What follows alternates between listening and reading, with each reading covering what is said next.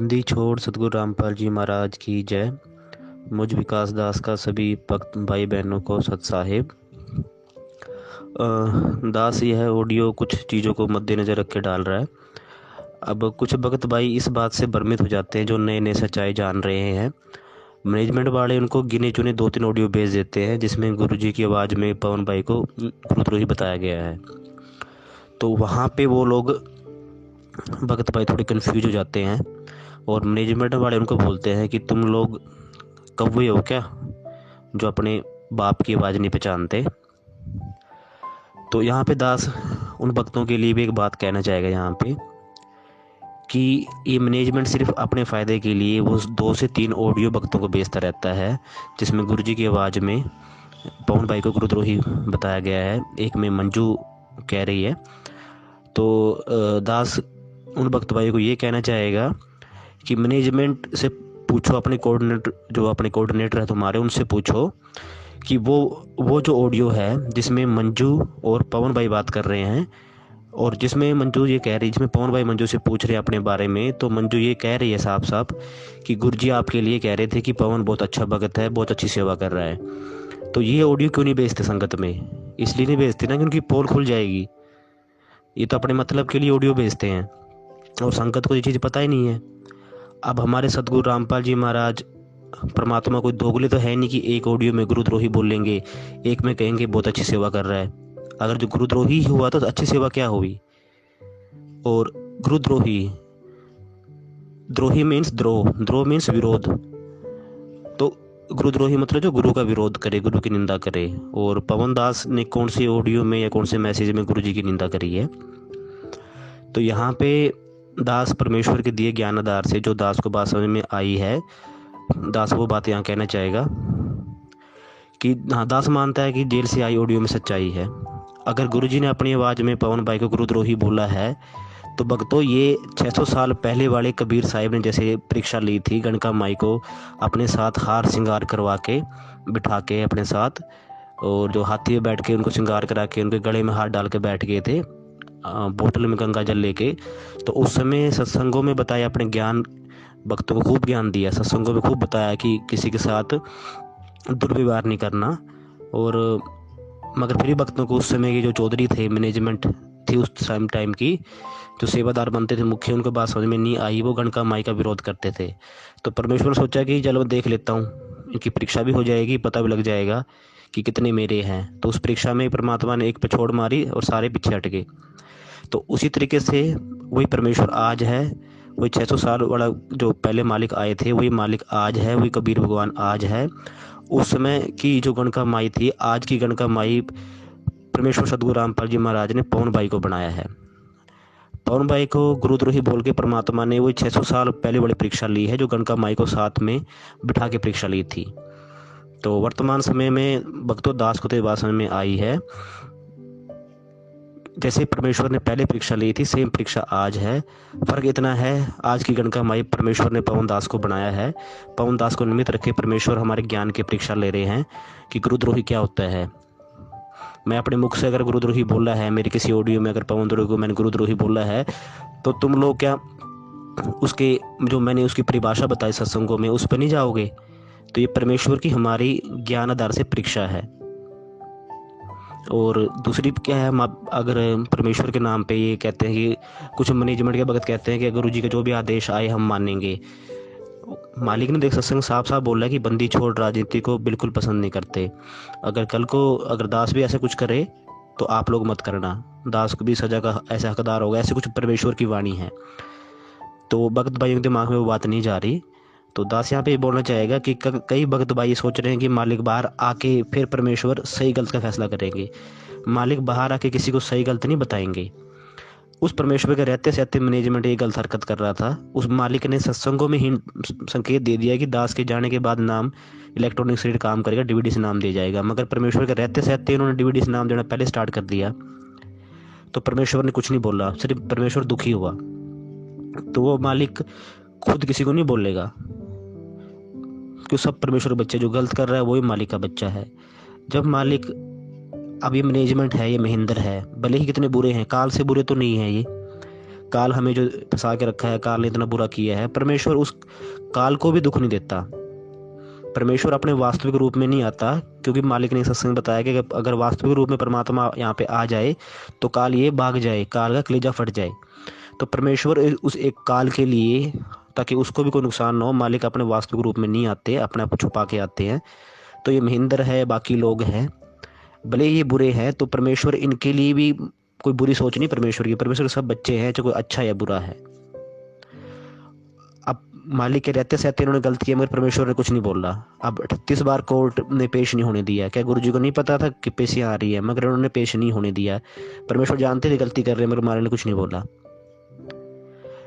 कितनी गलत हरकत मैनेजमेंट कर रहा था गुरु जी के रहते सहते, गुरु जी ने कुछ नहीं बोला। मालिक सिर्फ अपने सत्संगों में इशारा करते हैं। जिस तरीके से हमने सतलोक में गलती की थी काल भगवान को देख के, तब भी परमेश्वर ने हमें संकेत किए थे, आकाशवाणी की थी, अपना सत्संग किया था, इसकी तरफ मत देखो।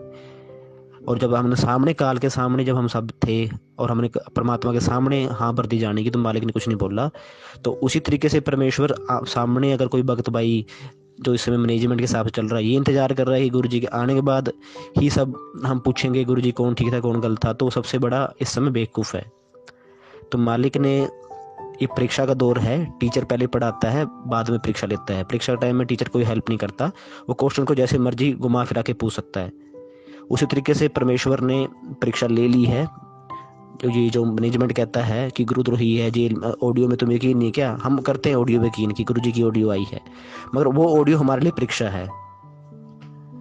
वर्तमान की परमेश्वर ने जब 600 साल पहले परीक्षा ली थी गणिका माई बना कणका माई के साथ, वो परीक्षा परमेश्वर आज पवन भाई को कणका माई की तरह ही इस्तेमाल करके परीक्षा ले रहे हैं हमारे ज्ञान की, कि तुम लोग मेरे ज्ञान को कितना समझे हो। अगर मेरे आदेश आते राजनीति करने के, तुम लोग मेरे सत्संग के आधार से चलोगे या मेरे कुछ भी आदेश से चलोगे। तो भक्तों ये हमारी परीक्षा है, जहाँ तक ये दास को बात समझ में आ रही है। परमेश्वर ने जो सत्संग में बोला है हमारे लिए वो विधान है। मालिक अलग से हमारी किसी भी बात को बोल के कोई परीक्षा ले सकते हैं। अब मालिक ने हमें नियम बताया, शराब नहीं पीनी, ये नहीं करना। अगर कल को क्या, अगर कोई पीढ़े पर्चे पे आ जाए या ऑडियो में शराब पीना लिखा है, जो क्या भगत पी लेंगे गुरु जी का आदेश मान के। और दूसरी बात, कई भक्त भाई बोलते हैं कि पवन भाई की वीडियो देखे तो हमारा भक्ति मन नहीं लग रहा। भक्ति मन क्यों लगेगा, मालिक ने बताया है। और अभी 2020 जुलाई में अगर आप देखेंगे तो पूरी दुनिया की आबादी इस समय 7 अरब लगभग 80 करोड़ है। और मैनेजमेंट तो चाहे कितने मर्जी बोले, 1 करोड़ भी संगत गुरु जी से नहीं जुड़ी है। 15-20 लाख जुड़े होंगे या कुछ सत्सेवक होंगे कुछ गुरु जी के जेल से के जाने के बाद, तो 30-35 लाख भगत सारे जुड़े होंगे सब मिला के। मैनेजमेंट है, चाहे सत्सेवक है, चाहे संकल्प नाम दीक्षा वाले हैं, या जगत के लोग भी लगा लीजिए जो गुरु जी का सत्संग देख रहे हैं, तो गिन के दुनिया में 50 लाख लोग नहीं हैं। तो काल के लिए पूरी दुनिया के 7 अरब 80 करोड़ लोगों में से सिर्फ वो 50 लाख लोगों के ऊपर उसकी काल की नज़र है, बाकी तो सीधे काल के मुंह में है, उनके ऊपर तो कोई नज़र है नहीं उसकी। तो काल की नज़र सिर्फ 50 लाख लोगों पे है कि ये लोग क्या कर रहे हैं। तो वो भक्ति में मन कैसे लगने देगा, उनका दाव तो हमारे ऊपर है ना। तो ये सब चीज़ें हैं, हमें इन चीज़ों को ध्यान में रखना है और परमेश्वर की दया से हमने चलना है। और अगर दास ने कुछ गलत बोला तो मालिक माफ़ करे। सत साहिब जय बंदी छोड़ की। हेलो, कौन? पवन दास। अच्छा जी। आप कौन? मैं राजेश दास, कहाँ से? राजस्थान से। बोलिए। पवन दास, जयपुर वाले? जी। अच्छा अच्छा। ये भगत जी क्या सिस्टम है ये? कोई बोल रहा है पवन दास खराब है, कोई बोलता है क्या सिस्टम है ये? भगत जी आप निर्णय करो खुद, ये तो दोनों तरफ की बातें सुनो, देखो, सोचो, समझो। परमात्मा ने ज्ञान दे रखा है, उस आधार से निर्णय करो। अभी ये नाम शुद्धिकरण का जैसे वहीं जाना पड़ेगा या कैसे होता है ये? जिसका नाम खंड होता है वो जाने भाई कहाँ शुद्धिकरण होता है। हमारा तो कभी होता नहीं नाम खंड, ना कभी परमात्मा ने बताया। अच्छा अच्छा।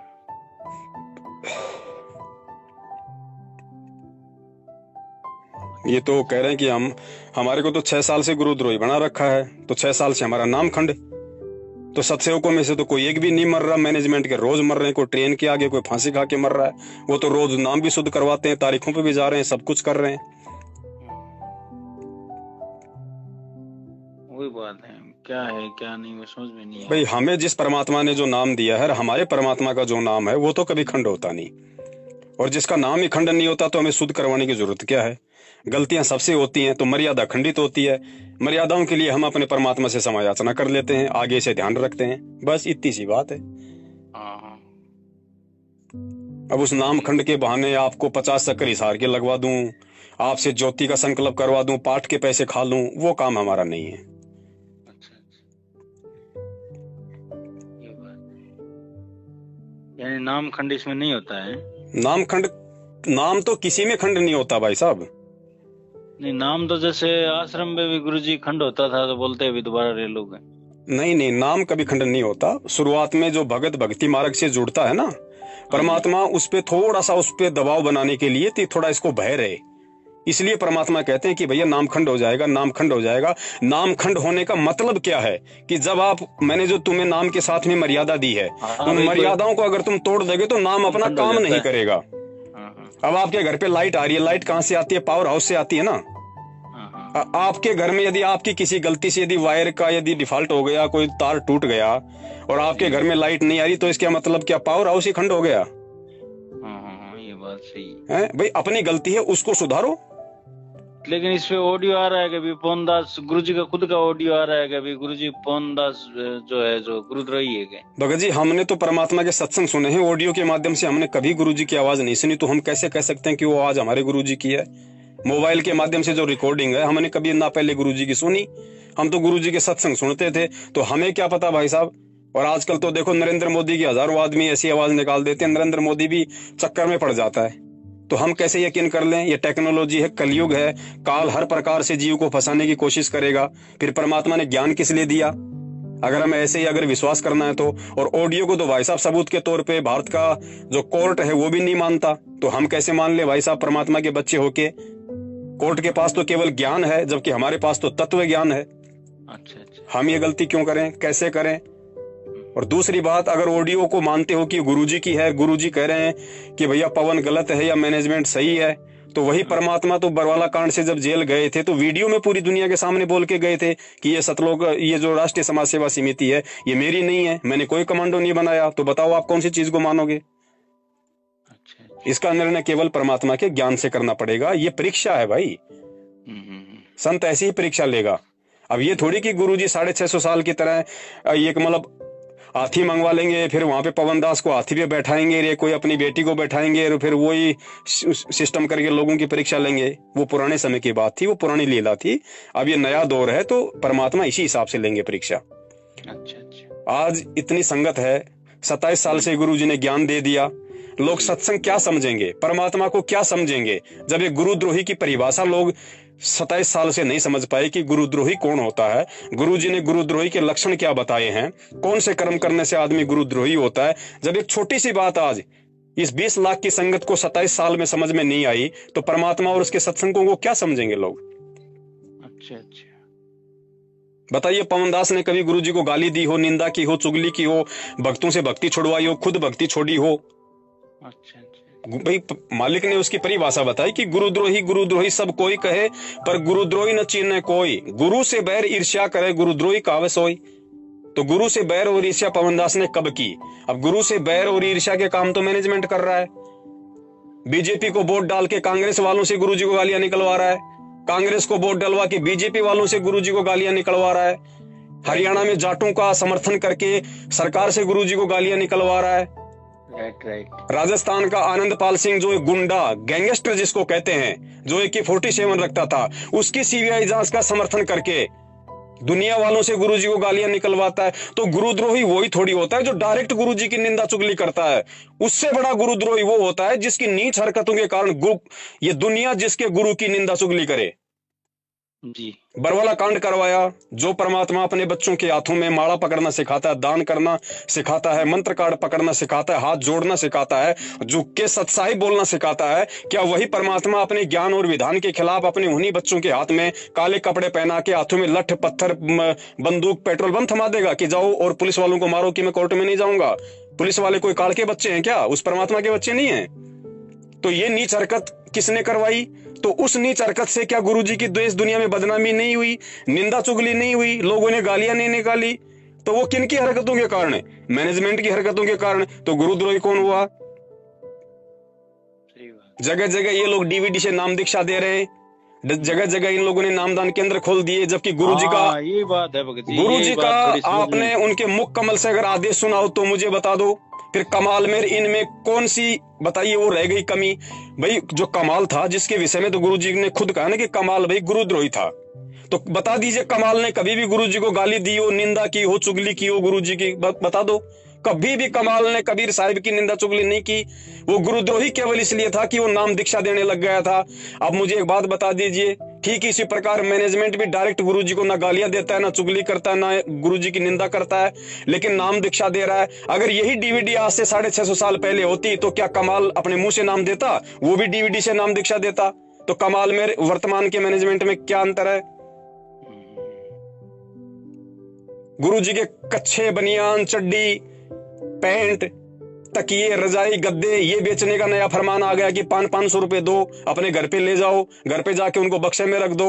अगर घर पे ले जाके बक्से में पैक करना तो फिर लेने का फायदा क्या? और फिर ये बिजनेस क्यों शुरू कर रहे हो भैया? परमात्मा ने आज से पहले, वो तो चारों युगों में आए, कब उन्होंने अपना कच्छा बनियान बिकवाया कि मेरे कच्छे बनियान के दर्शन करने से तुम्हारे पुण्य बनेंगे, तुम सतलोक जाओगे? बता दीजिए। जगह जगह ये छोटे छोटे आश्रमों के नाम पे भगत समाज की जमीन दान में ली जा रही है, उनको लूटा जा रहा है, जबकि गुरुजी के मुख से आज तक किसी ने कोई आदेश नहीं सुना। तो दुनिया किसके पीछे चल रही है?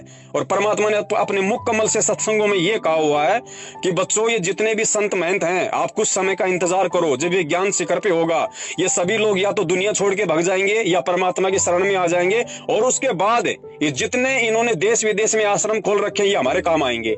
तो आज क्यों भक्तों का पैसा बर्बाद किया जा रहा है? जब गुरुजी जेल में हैं, हमारे को आश्रम की कोई जरूरत ही नहीं है। सबसे पहले तो अगर आश्रम की जरूरत है तो गुरुजी की सही तरीके से कानूनी प्रक्रिया को हैंडल करो, और हमारे जो आश्रम सरकार के कब्जे में उनको लेने की कोशिश करो ना। हमारा जो करोथा आश्रम है वो सरकार ने हमारे को दे दिया, वहां पे सत्संग शुरू करो ना। तो ये सब क्या चल रहा है भाई साहब?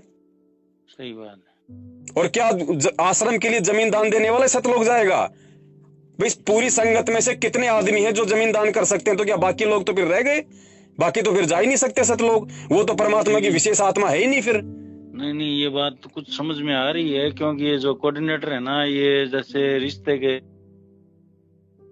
होता है ना, जो अपना सोच समझ के रिश्ते कर रहे हैं, समझ में है ना? जो इनके आगे पीछे है ना, तो उनका रिश्ता करा रहे हैं, बाकी तो रिश्ते का कोई नाम ही नहीं लेते। देखो भाई साहब, बात ऐसी है, गुरुजी ने जो रमैनी की जो पवित्र पद्धति शुरू की थी, आज उसको इन्होंने रामायण बना दिया।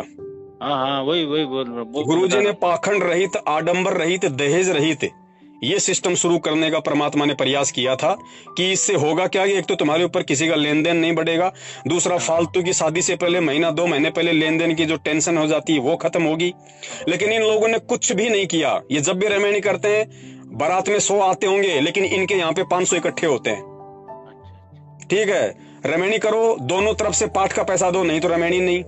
फिर आप चाहे रमैनी में चाहे आप मतलब की गंजोड़ा बांधो, चाहे आप 4 सातू मतलब फेरे लगाओ, आप चाहे तलवार लेके रमैनी करो, अपनी राजपूती पोशाक पहन के, जो मर्जी करो, कुछ भी पाखंड करो, इनको दोनों तरफ से पाठ का पैसा मिलना चाहिए। दूसरी बात, रमैनी करने के बाद में, क्योंकि ये रमैनियां गुरुजी के आशीर्वाद से नहीं हो रही, इसलिए ये सफल भी नहीं हो रही।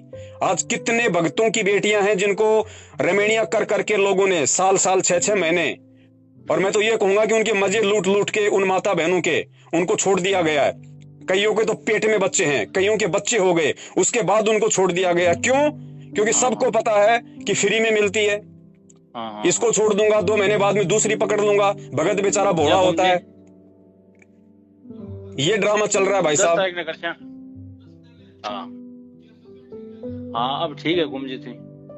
हाँ, तो भगत जी, ये ज्ञान आधार की भक्ति है। नहीं, वो मेरे समझ में आ गई ये बातें। मैं इसलिए समझ में आ गई कि जो कोऑर्डिनेटर जो रिश्ता करा रहे हैं ना, ये जो इनके जो खास है उनका तो रिश्ता करा देते हैं, और कोई जो खास नहीं है उनका रिश्ता नहीं हो रहा है। और देखो, जो इनके खास है ना, हाँ जी, उनके लिए खास रिश्ता ही ढूंढा जाता है। बढ़िया जमीन, बढ़िया जायदाद, बढ़िया नौकरी पेशे वाला, सुंदर लड़का, सुंदर लड़की। हमारे को तो देखो परमात्मा का आदेश मानना है, किसी का कोई भगत तो सतलोक ले जाएगा नहीं, संत रामपाल जी महाराज सतलोक ले जाएंगे, ठीक है ना जी। लेकिन खास बात ये आ गई, जब बच्चे बच्ची जिसके भी है, चाहे आपके पवन भगत के है चाहे मेरे है, अभी मेरे लड़का है, ठीक है ना, एक मैं जांगड़े मतलब वैसे तो मैं मतलब ये सुथार, जिसको सुथार बोलते हैं ना जांगड़े, जी जी वैसे जी। हम लोग है, तो ये बोलते हैं जहाँ मर्जी आए ना वहाँ ही रिश्ता कर लो, ऐसे हम करेंगे नहीं, भी करेंगे तो अपने हिसाब से ही करेंगे, ये बात है, जहाँ भी जांगड़ होगा।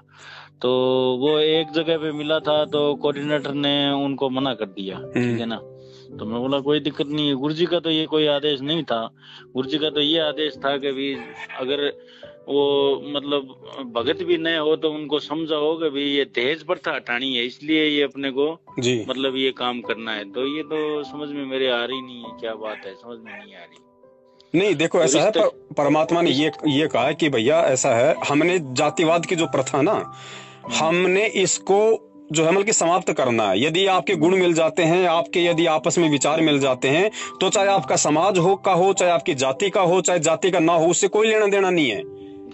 परमात्मा की मर्यादा जो नियम है जो रमैनी के, उसमें रह के शादी करो। उसके बाद चाहे आप सुथार हो, चाहे आप सुथार में करो, चाहे ब्राह्मण हो, चाहे आप मतलब राजपूतों में करो, किसी में करो, उससे कोई दिक्कत नहीं है। अच्छा नहीं नहीं नहीं, वो तो ऐसे है कि जब तक जहाँ तक हो तो अपना ही करना चाहिए ना, नहीं हो तो वो बात अलग है। कोशिश करो, उसमें परमात्मा ने मना नहीं किया भाई। हाँ। उसमें मना नहीं किया परमात्मा ने। हाँ तो ये लेकिन लोग ये मन में धारणा लेके बैठ जाना कि मैं तो ब्राह्मण हूँ तो ब्राह्मण की ही शादी करूंगा, वो फिर गलत हो जाएगा, वो गलत होता है। पहले कोशिश करो अपने समाज में, क्योंकि गुरुजी ने क्या बताया कि पहले जो किसान था या जो कुम्हार था, वो कुम्हार के घर में शादी क्यों किया करता था, उसका रीजन था कि अगर कुम्हार अपने घर पे अगर जाट की बेटी को ले आएगा तो सारे मटके फोड़ देगी, उसको पता नहीं कि मटके बनाए कैसे जाते हैं। तो अपने व्यवसाय को सुचारू रूप से चलाने के लिए कुम्हार की बेटी लाता था, ताकि पहले से भी उसको वो ज्ञान था, आगे भी वही काम उसको मिलेगा, तो उसको दिक्कत नहीं आएगी। ये सोच के पहले जातियों में विवाह किया करते थे। ये पवन जी हमारे तो कुछ समझ में आ रही है बातें, क्योंकि वो जो कोऑर्डिनेटर जो हमारा है ना, वो मतलब रिश्ता एक करा रहा था, हमारे ही मतलब मिल गए थे, लेकिन उनको क्या है उन्होंने मना कर दिया है, ठीक है ना। देखो भगत जी, जोधपुर वालों ने तो पूरी तरीके से रमैनी को रामायण धर्म को धंधा बना रखा, उनका काम तो ज्यादा से ज्यादा लोगों से पैसा वसूल करना है। नहीं जोधपुर वाले नहीं है, वो राजस्थान के है हमारी। नहीं, आपके राजस्थान का मेन तो जो जोधपुर का ही तो है, प्रकाश माली जो पूरे राजस्थान का मुखिया है। हाँ प्रकाश माली। तो उसी की अनुमति से तो होती है भगत जी सारी रमैनिया। वो तो प्रकाश तो मेरा ससुराल जोधपुर ही है जी। तो मेरे भी एक ही बच्चा है गुरुजियों की दया से जी। लेकिन क्या है कि जब एक जैसा परिवार नहीं मिले ना तो दिक्कत आ जाती है। और वो प्रकाश जी क्या करे, प्रकाश जी का कारण नहीं है, बीच में और दूसरे कोऑर्डिनेटर है वो उगचुक करते हैं, प्रकाश जी क्या करेगा। भगत जी देखो ऐसा है ना, प्रकाश जी की तरफ से अगर टाइट किया जाएगा तो दूसरा क्या कर लेगा भैया। अगर मान लीजिए अगर सीकर का कोऑर्डिनेटर अगर कुछ गलत कर रहा है तो उसको हटाओ ना, कोई ये संवैधानिक पद थोड़ी दे दिया उसको। अरे नहीं हटाते हैं, नहीं हटाते क्या, तो नहीं हटाते, वो उनकी मजबूरी है ना, क्योंकि ये एक दूसरे के जो मतलब पूरक बन चुके एक कोऑर्डिनेटर। अब आप बताइए, मार रहे हैं, इसका कारण तो ये हो गया ना भाई। भगत जी देखो ऐसा है, आज किसानों ने आज जितना बड़ा ये आंदोलन जो छेड़ रखा है, जो दिल्ली के बॉर्डर पे जो पड़े हुए हैं, इनका पूरा देश इनका समर्थन कर रहा है, लेकिन वो मंत्री क्यों नहीं कर रहे जो बीजेपी के हैं। तो वही स्थिति इनकी है, मैनेजमेंट की। कोऑर्डिनेटर क्यों करेंगे बुराई, अगर बुराई कर दी तो फिर उनका हाथ से जो कमाई का जो धंधा है, जो हराम के टूक वो तोड़ रहे हैं संगत के दान पे, वो बंद हो जाएगा। मैनेजमेंट किसी दूसरे को बैठा देगा कोऑर्डिनेटर के पद पे। कौन सा वो सरकारी पद है जो उसको छोड़ना पड़ेगा, तो कानूनी लड़ाई लड़ना पड़ेगा या वो मुकदमा कर देगा उसके ऊपर। ऐसा तो कुछ है ही नहीं। नहीं ऐसा कुछ नहीं। तो ठीक है, नीचे वाला कमा के दे रहा है, वो भी खा रहा है, ऊपर वाले को भी दे रहा है, तो क्यों हटाएंगे। वो चाहे लाख गलतियां करो। अभी नामदान ये यहाँ के गुड़गांव का नामदान तो देखो जी पवन जी, कोई सुधार, हम लोग सुधार है जी, हमारे तो कोई सुधार है ही नहीं। आसपास में 2 भगत था, एक के वो लड़की मिली थी, तो उन्होंने पता नहीं ये लोग क्या किया क्या नहीं किया, वो आउट हो गए अभी, ठीक है ना। अब दिक्कत ये आ गई कि भी चलो अब जैसे भी जगत वाले में हम लोग कर नहीं सकते हैं, ये भी कारण हो गया। तो क्या है क्या नहीं वो परमात्मा ही जाने। देखो तो भगत जी, पवन जी को ऐसे कह रहे हैं, क्या है क्या नहीं इनसे भाई ऐसा है भगत जी, पवन जी साफ कहता है, खरी खोटी कहता है, बिल्कुल जो परमात्मा के ज्ञान आधार से कहता है। तो ये कलयुग है भगत जी, यहाँ पे लोगों को अच्छी बातें अच्छी थोड़ी लगती है। आज परमात्मा को झूठ थोड़ी बोल रहे हैं, गलत थोड़ी बोल रहे हैं। कितने लोग हैं जो उनके पक्ष में है, बाकी तो गालियां निकालती है पूरी दुनिया। तो भगत जी हमारे ये दिक्कत आ रही है, इसका क्या करें समाधान? भगत जी समाधान इसका एक ही है, जहां आपकी बेटी का परमात्मा ने संबंध जोड़ रखा वो तो होगा, उसको तो कोई माई का लाल टाल नहीं सकता। जी जी। कोशिश आप अपनी करते रहिए, परमात्मा से प्रार्थना करते रहिए, इसका और कोई उपचार नहीं है। अगर संबंध देखो, हर प्राणी का संबंध परमात्मा ने जोड़ रखा है। जिसका नहीं जोड़ रखा, फिर चाहे आप लाख कोशिश कर लो, फिर आपकी टेंशन लेना भी आपकी गलत है, क्योंकि परमात्मा से बढ़ के फिर हम उस लाइन को पार नहीं कर सकते। लेकिन ऐसा परमात्मा होने नहीं देता, क्योंकि अपने भगत की आत्मा परमात्मा दुखा नहीं सकता। तो आपको परमात्मा पे विश्वास करना चाहिए, कोशिश आप अपनी करते रहो, और जहां आपको लगे एंड में कि भाई अब मेरे समाज से मतलब नहीं हो पाएगा, उसके बाद भगत जी परमात्मा ही आपको ऐसी प्रेरणा करेगा, आपका विचार भी बदलेगा, आपके रिश्तेदारों के भी परमात्मा विचार बदल देगा, और किसी अच्छे घर में आपकी बच्ची को भेजेगा। नहीं भगत जी, ये जैसे हम भगत है, जगत में भी तो कर सकते हैं। कहीं भी करो, मैं क्या कह रहा हूँ भगत जी, गुरु जी ने मना थोड़ी किया कि आपको भगत में करना जरूरी है। जगत में भी भगत जी ऐसे ऐसे व्यक्ति हैं जो भक्तों से मर्यादाओं के विषय में लाख गुना अच्छे हैं। हाँ जी, आप उनसे पहले पूरी बात करो ना कि भाई ये मेरी मर्यादा, ये मेरे नियम है, ऐसा मेरा कोई लेन देन का काम नहीं है, केवल मैं लड़की दूंगा, और मेरी लड़की जो है मतलब ये अपनी भक्ति साधना करती है, शादी होने के बाद में इसकी किसी भी आध्यात्मिक क्रिया में कोई रुकावट नहीं आनी चाहिए। बस फिर दिक्कत क्या है उसमें, वही वो भी तो परमात्मा के भगत बनेंगे। गुरुजी ने क्या कहा, जब हमारी नाम ली हुई बच्ची जब किसी अनुपदेशी के घर में ब्याही जाएगी तो वहां भी तो परमात्मा की सुगंध फैलाएगी। सही बात है। तो गुरुजी ने मना नहीं किया इसके लिए, लेकिन तो गुरुजी ने कहा कि पहले अगले को साफ साफ बोलो। नहीं, ऐसे तो वो सियानी वाला राजेश जी भगत जी है, उनका भांजा है, वो शादी की है ना, बताओ, सार नाम लिया हुआ है भगत जी। इनको सब छूट है, ये केवल भक्तों के ऊपर पाबंदी है। हाँ, ये कुछ भी कर सकते हैं, इसमें दिक्कत आ गई ना, ये कुछ भी कर सकते हैं। अब आप एक बात बताइए, आज हमारे जो राजस्थान के गांव हैं, क्योंकि राजस्थान शिक्षा के मामले में थोड़ा मतलब पिछड़ा हुआ माना जाता है। राजस्थान के किसी गांव में अगर कोई लड़का अगर किसी अदर कास्ट की लड़की से शादी कर लेता, आज तो मान लो थोड़ा बहुत चेंज हो गया, लेकिन फिर भी है काफी जगह, तो गांव में जो है मतलब की पंचायत बैठा दी जाती है, उसका हुक्का पानी बंद कर दिया जाता है, उसको एक हे दृष्टि से देखा जाता है। और उसी गांव में अगर कोई चमार जाति का व्यक्ति यदि कोई कलेक्टर बन गया और वो चाहे किसी ब्राह्मणी को शादी करके ले आए, लोग कहेंगे वाह भाई वाह, अरे वाह भाई वाह, इसने तो बिल्कुल कमाल कर दिया, उसके फंक्शन में और जाएंगे। ये लोगों की सोच है भगत जी।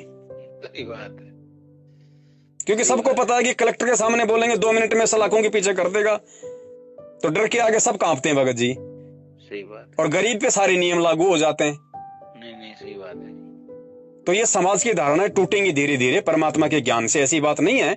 भगवान धरती पे है, ये सारी भ्रमणाएं, परंपराएं, आडंबर, पाखंड, ये तोड़ने के लिए आता है परमात्मा। ये टूटेंगे, लेकिन वो चाहता है कि इसकी शुरुआत मेरे बच्चों से हो। ठीक है। तो ये शुरुआत भगत जी हमने करनी पड़ेगी। समाज भगत जी हमारा 2 दिन विरोध कर लेगा, 4 दिन विरोध कर लेगा। रिश्तेदारों को आप जानते नहीं क्या भगत जी, 2 महीने नहीं बोलेंगे, 6 महीने नहीं बोलेंगे, फिर आएंगे झकमरा के, और ना आए तो ना आए। रिश्तेदारों से हमें लेना देना क्या है भाई, जब हम किसी अच्छाई के रास्ते पे चल रहे हैं, क्योंकि हमारे लिए सबसे बड़ा आदेश वर्तमान में हमारे गुरु का हो जाता है।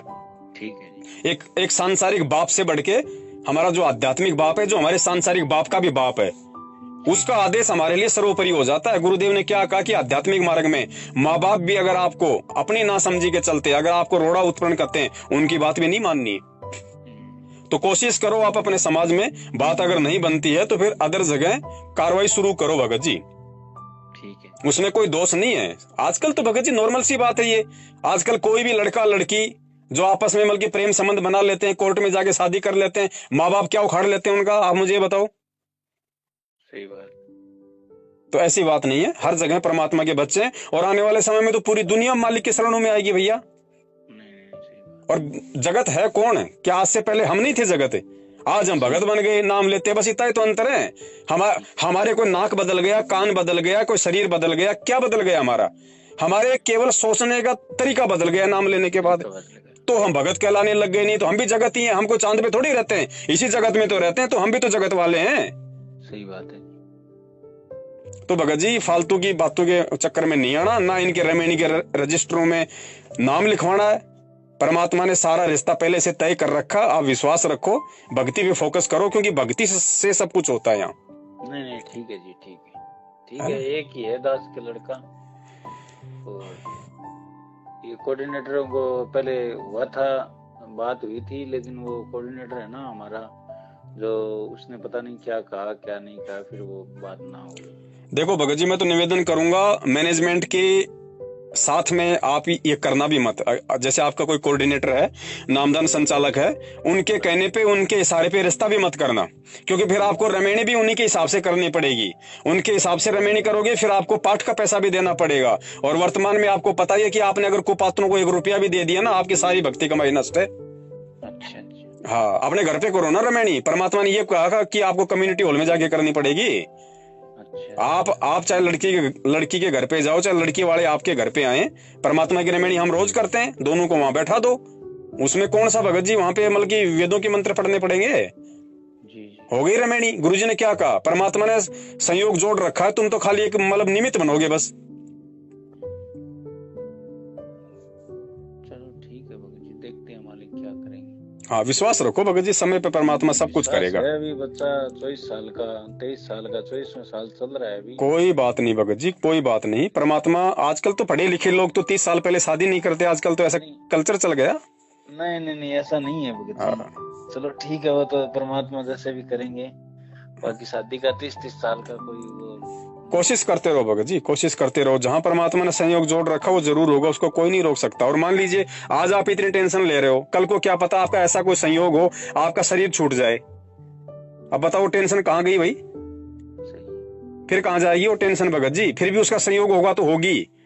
आपके ना रहते हुए भी अगर उसका संयोग है तो शादी होगी। हाँ वो तो ही, परमात्मा की मर्जी होगी। तो टेंशन मत लो भगत जी इन सब बातों की। टेंशन नहीं ले रहे हैं, इसलिए आपसे शंका समाधान किया है। हाँ हाँ। क्या है क्या नहीं, पता नहीं क्या हो रहा है, समझ में नहीं आ रहा। और बताओ कोई सेवा हो तो? और तो कोई सेवा नहीं है। चलो ठीक है भगत जी। सही। सत साहिब।